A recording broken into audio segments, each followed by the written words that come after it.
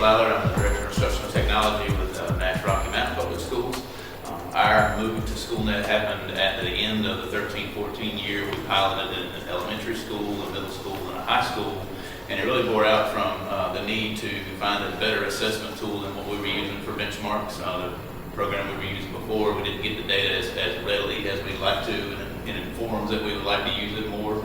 And so Schoolnet was a cost-effective move for us at that point. I'll just be honest, that's why we chose it.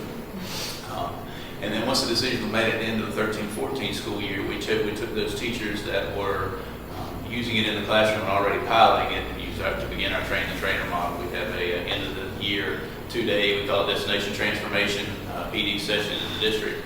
And each principal chose members of their staff to be part of that, be trained in that. So our teachers that had piloted before, as I mentioned before, created their own material to match what we were doing, and then made it very much more personal to them. They could see it from their own colleagues as opposed to hearing from us.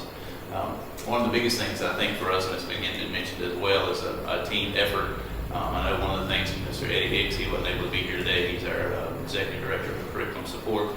He and I worked together to try to get the implementation process started. I had more experience from the district I was with as far as using it in the classroom. He's more focused in the data analysis piece, and so between the two of us working together, I think that team effort has been a big deal for us, as well as using our ed specialists to create our benchmark assessments.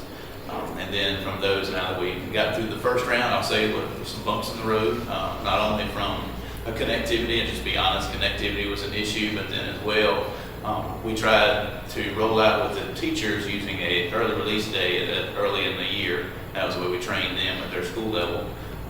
And as case may be, you don't get all the buy-in from every teacher using it. Our hope was they would begin to use it for common assessments prior to the first benchmark in October, where you can see that wasn't going to happen all the way around. So the first session was a little more difficult. We got some decent data, but it wasn't exactly what we really wanted, just because of just connectivity issues and them not being comfortable with it. But the second round in February has been much better. Teachers are more comfortable with what they were doing. They've been using it more often.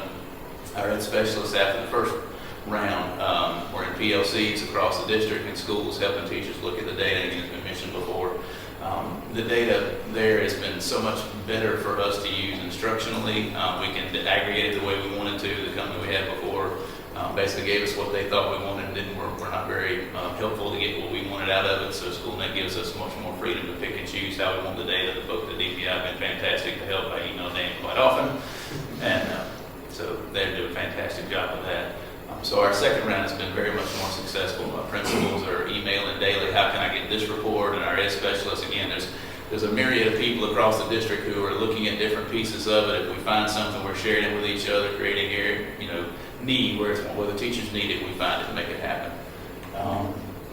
And again, I guess that would be just the biggest thing with our success, is just making sure that everybody's involved in what's going on, and moving forward, the teachers are enjoying it now more. They're not the